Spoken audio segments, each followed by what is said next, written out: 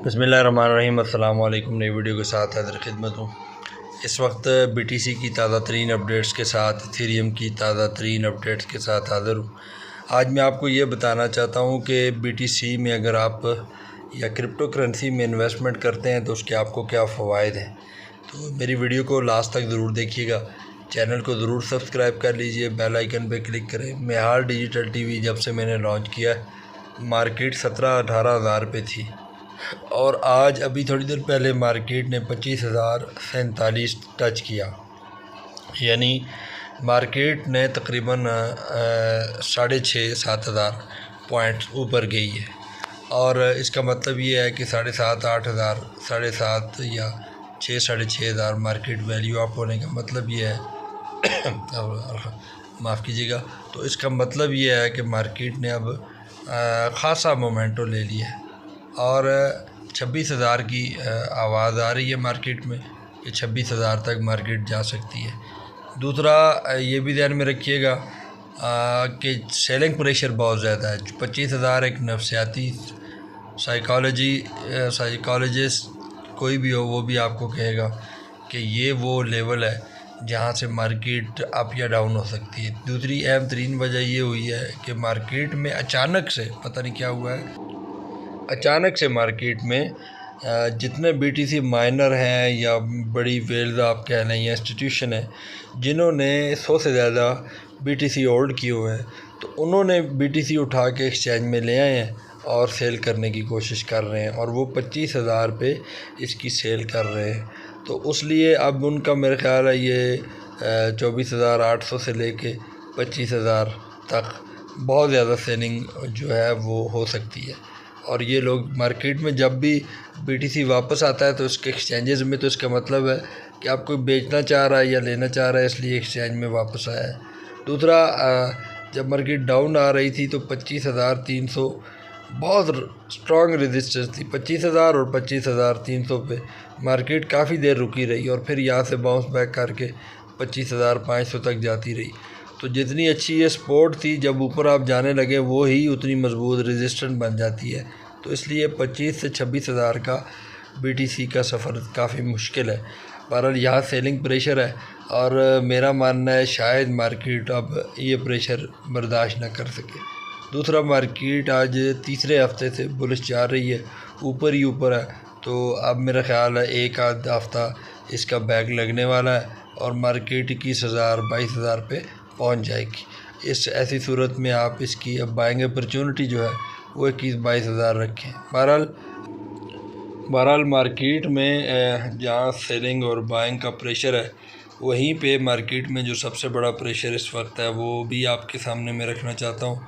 और वो market pressure ये है कि जो बड़े बड़े इंस्टीट्यूशन हैं जिन्होंने 17,000 पे बाइंग आर्डर लगाए हुए थे वो उन्होंने उठा लिए हैं। तो इसका मतलब ये हुआ कि मार्केट नीचे आएगी। मैं तो खैर अपनी वीडियोस में आपको बार बार बताने की कोशिश करता रहा हूँ कि मार्केट 15,000 तक आ सकती है। बहरहाल मार्केट अगर 15,000 पे आती है और 14,000 में कहता रहा हूँ, तो 14,000 पे आती है तो 11,000 भी आप तवक्को रखें। और अगर 14 या 11,000 आती है तो इस वक्त जो मार्केट के रेट चल रहे हैं उसमें खातर खा कमी आएगी। मेरा मानना है तकरीबन 100%, यानी जो चीज़ 2 रुपये की है वो 1 की हो जाएगी, 4 वाली 2 की हो जाएगी, 100 वाली 50 की हो जाएगी। तो इतना बाइंग सेलिंग में फ़र्क आने वाला है, तो ये आपके ध्यान में होना चाहिए, उसके मुताबिक आप बाइंग करें। एक बात तो तय है कि इतनी ज़्यादा सेलिंग के बाइंग और हाइप के बाद मार्केट ने करेक्शन करने के लिए नीचे ज़रूर जाना है। तो ये भी हो सकता है कि मार्केट ने जो बॉटम देखना था देख लिया। ख़ासकर US की जो इन्फ्लेशन रेट्स आने थे बैंक के वो कितने % अपनी वो 75 पाउंड बढ़ा रहा है या 101 रुपया डॉलर ऊपर वो अपना सूद वाली रेशो कर रहा है। तो वो इन्फ्लेशन इंतहाई डाउन होने की वजह से जो बाइडन ने जो ऐलान किया है वो 0.25 था और उसके बाद मार्केट एकदम से पुल बैक कर ली। यही वो बड़ा ख़तरा था जिससे मार्केट वापस जानी थी। आपको पता होना चाहिए क्रिप्टो करेंसी की दुनिया में 50% से ज़्यादा इसके शेयर होल्डर्स अमेरिकन नेशनल लोग हैं, उन्होंने अपना बहुत पैसा लगाया हुआ है। तो ऐसी सूरत में वो शायद अपना पैसा निकालते पर मार्केट में एक हाइप क्रिएट हो जाती है, तो वो गुज़र चुका है। तो अब एक और बड़ा इंस्टीट्यूशन है जिसके बारे में ये कहा जाता है कि $4 ट्रिलियन उनके पास है और उन्होंने अपने लोगों को BTC ख़रीदने और बेचने की फुल इजाज़त दे दी है।